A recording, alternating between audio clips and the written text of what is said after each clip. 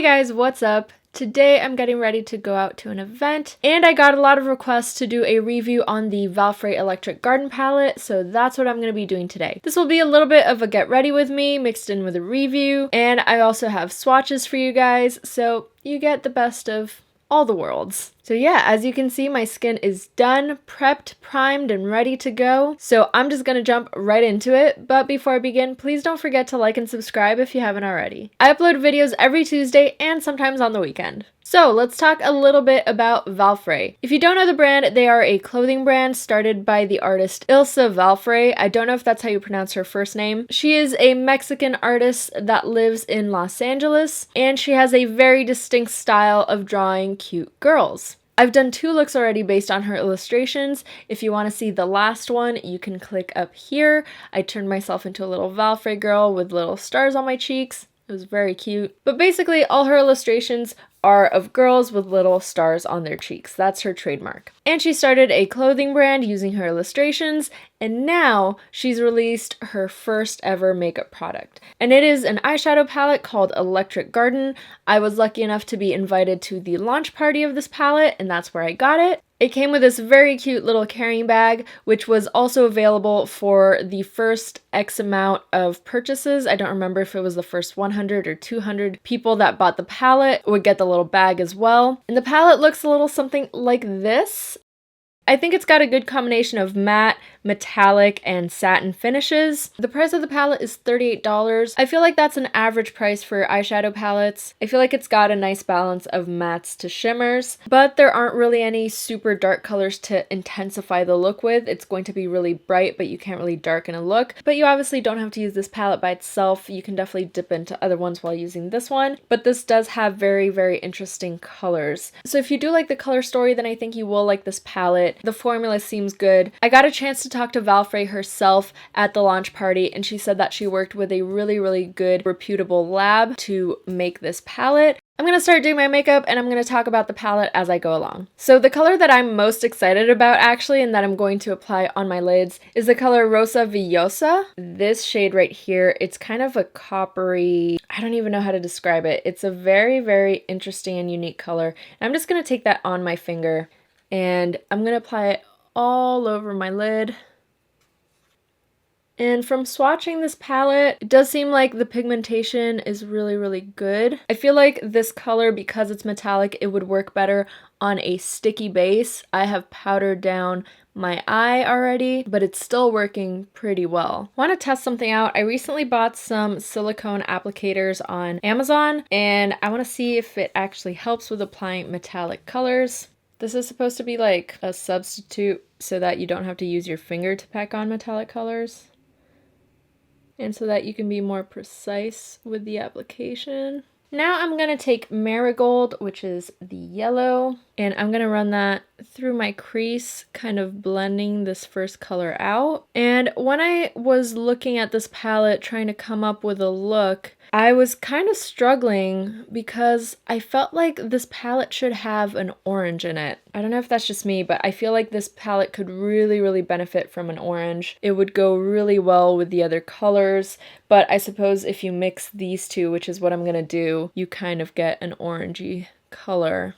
But I don't know, that's just my 2 cents. I do really like the color story though. I feel like this palette has a really good combination of bright colors and more neutral wearable ones. Like the color I have on my lids, I feel like is a very kind of wearable color even if you're not into super bold brights. And there's also this like gold here that's definitely a more neutral color. So I feel like this palette can be a really good companion palette for you to create a bunch of different looks. Now I want to take the color Ivy and apply it to my bottom lash line, and I'm just taking it on a small pencil brush. I really like the names of the colors. They're all named after plants because obviously this is the Electric Garden, so I thought that was really cute. I'm also going to take Marigold and use this to blend Ivy out. This is a color combo that I normally wouldn't do. I feel like I don't mix green with warmer tones, but I was struggling to figure out a look to do with this palette. So then I got a face chart and started playing around with the colors, and this is kind of what I came up with. And I actually posted that face chart onto my Patreon. So if you haven't checked out my Patreon, I post a lot of sneak peeks and behind the scenes of my looks on there. So whenever I do a face chart, I post it up on there and stuff like that. Next, I'm going to take the color Azalea on a small fluffy brush, and I'm going to apply it to the outer corner of my crease and blend that out. It just gives a slight pop of color. It's a very subtle difference, but it helps to add more intensity to the look. I feel like I'm losing a bit of that yellow, so I'm just going to pack that on top. I feel like these colors are pretty well pigmented. They're not like insane pigmentation. They're not like a melt shadow where like the pigmentation punches you right in the face. But I feel like this is pretty well pigmented and it is buildable, so I feel like it's easy to work with. If you have a hard time working with really pigmented shadows, you can't really blend them out really well. I feel like this is a nice formula where you can work your way slowly and slowly build up the pigmentation. Oh, and I am blending the yellow kind of out and onto my cheekbone area. And I might add a little bit more of Azalea. You just have to go back and forth with the colors until you get the level of pigmentation you like. And now I'm kind of afraid that this is going to be a little too dark, but I'm going to go for it anyway. I'm going to take Lilium and apply it to my inner corner. And I'm going to use this little guy so that I can be precise with my application and pack on the color. So I'm just going to add that right in there. This is a really dark gold. It's almost like a bronze rather than a gold. But I'm going to pack that in the corner anyway. I might brighten it up a little bit with a highlighter later on. And then now I'm going to try something. I don't know if it's going to work, but I'm going to try to use this first color kind of as a blush. We'll see.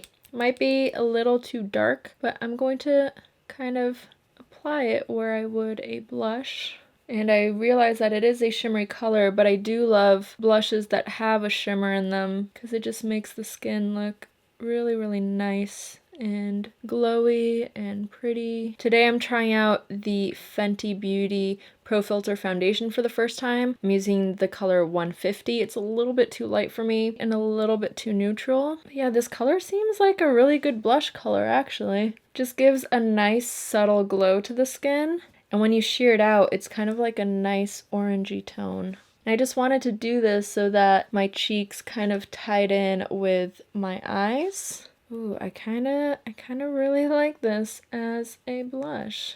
So I'm going to intensify it a little bit. And then I'm also going to take Marigold and bring that down onto my cheeks as well. I'm blending out my eyeshadow onto my cheek to add a little hint of yellow blush. Kind of really like where this is going. I feel like the yellow is the one color that I'm having to really layer to get the intensity that I want. The other ones that have a satin or metallic finish are more pigmented from the get-go, but the yellow is a matte and it's taking a little bit more layering to achieve the intensity, but it's fine because at least I am able to build it up. I feel like an orange here would work so well, but I'm just going to go back with a little bit of Azalea, just very lightly, and blend it outwards. Now I just want to intensify my lash line a little bit. So I'm going to go in with the Melt All Day Everyday Perfect Eyeliner in the color 818. And I'm just going to take that and run that really close to my upper lash line. I'm not going to be doing a black eyeliner today, so I just want to get it as close to the roots of my lashes as possible. I'm making the line thicker on the outer corner, and you can tell that just emphasizes my lash line a little bit more. I might wing it out a tiny bit, just a touch. I actually want to blend that out though. Just taking a little bit more of Azalea to kind of intensify this outer corner. I'm really frustrated that there's no burnt orange right now, but I know that I could just dip into another palette, but I wanted to do this look exclusively with this palette. Then for my waterline, I'm going to take the NYX Off Tropic Pro Liner in the color Bamboo. And I think this green is a little bit brighter than what I want, but it'll work. You know what I want to do? Kind of want to take a little bit of this color and run it into my brows. Because there's no orange, so I have to use this one because it's kind of orangey. It reads as orange when you shear it out. And then you can also layer marigold on top to really give that orange effect. I feel like this is a very summery look, but my kind of summery look. If you want a traditional, easy summer look, I actually just did one. It was my last video called Hot Girl Summer. You can check it out right here. And that one's a pretty easy, glowy, wet skin look to wear in the summertime. But this is like pompberry summertime. You know what I mean? Okay, much better, because that just ties everything in together. I like it when the color kind of flows throughout the entire face, not just in one little area. Now I think I do want to brighten up the inner corner a tiny bit, so I'm going in with the Milani Hypnotic Lights eye topper in the color Desert Heat. This is a much more cool toned gold, so I think it'll give a nice pop. And it's a liquid product with a very, very fine shimmer, so it just gives a nice little pop. I'm only applying a little tiny bit and blending it out. I don't want it to be super concentrated. And I kind of want to brighten the very center of my lid as well. So I'm going to take the Huda Beauty Matte and Metal Melted Shadows in the color Drop Top. It's this metallic one right here. And I'm just going to take it on that same brush and apply it just to the very center of my lid. Really kind of shearing it down. I don't want it to take over. I just want my lid to be slightly shinier.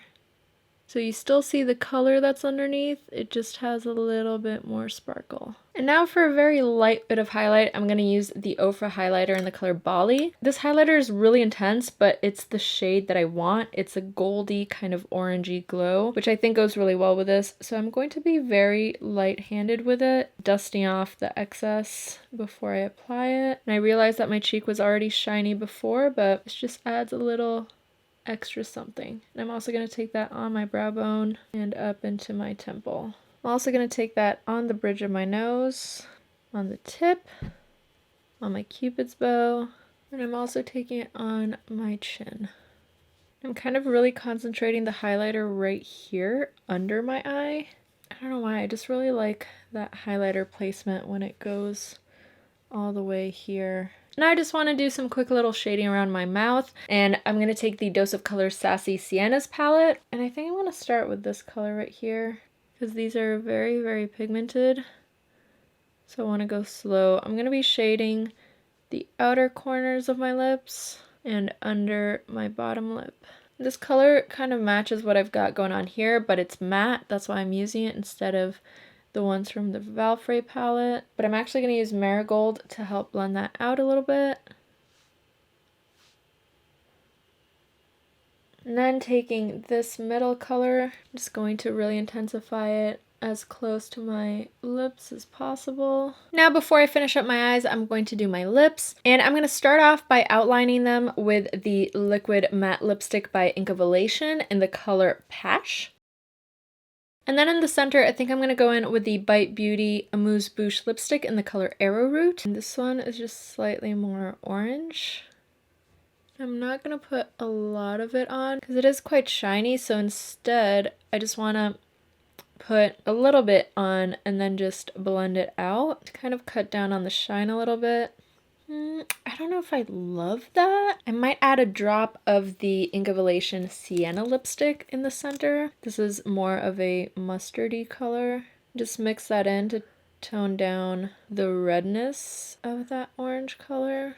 There we go. Now because the lips are really intense, I kind of want to intensify my blush a little bit, but I don't want to make it even more shimmery by adding more of that eyeshadow that I was using. So instead I'm going to take my Essence Fall Back to Nature palette, and I'm going to take the color Mrs. Maple, the matte one, and I'm just going to use that to intensify the blush a little bit. And it basically reads as the same color, but it's matte instead of shimmery. I'm also gonna add that to the tip of my nose, around my contour And then I'm also going to take it on my chin a little bit, because as I said, I like the colors to be consistent throughout the face. Now for lashes, I've really been liking the Milani Highly Rated Mascara because I can't feel that it's on. I have really sensitive eyes, and mascara usually really bothers my eyes, but I've been wearing this on a day-to-day basis, and by the end of the day, I feel like I don't have any mascara on. And usually at the end of the day, my eyes feel heavy because of the mascara, and they feel a little itchy and sensitive, especially when I'm wearing contacts. And this one, I feel like it gives a nice little boost to my lashes. It's not as intense as the Hourglass Caution Mascara, for example, but it is so comfortable to wear, and it comes off pretty easy at the end of the day too. So this has been my go-to when I just want to be comfortable. I want to feel like I'm not wearing any makeup. I don't want my eyes to get tired by the end of the day. And I am going to be wearing lashes, so I want my mascara to not be one more thing adding to my eyes feeling tired, you know? And it gives a pretty natural finish to the lashes too, so I find it really good for just day-to-day makeup when you don't want to seem too made up. But you can definitely layer it and make it more intense if you want to. I'm going to quickly pop on the Huda Beauty Olivia No. 18 Shorty Lashes off camera, and then I'll be back to give you my final thoughts on the palette. So this is the finished look, and I gotta say, I do like this palette. I should also mention that it's really, really thin, so this would be a good palette for traveling with. It's really, really lightweight, really, really thin. It does have a mirror, so if you like that, then got a mirror. The palette has a paper component, which I like. When I first saw the photos that Valfre released, it looked like it was a plastic component, and I was surprised when I found out it wasn't. And I also found that the packaging does get dirty quite easily, I think because of the pale color and the material it's made out of. But all in all, I think it's a really good palette. The pigmentation is there.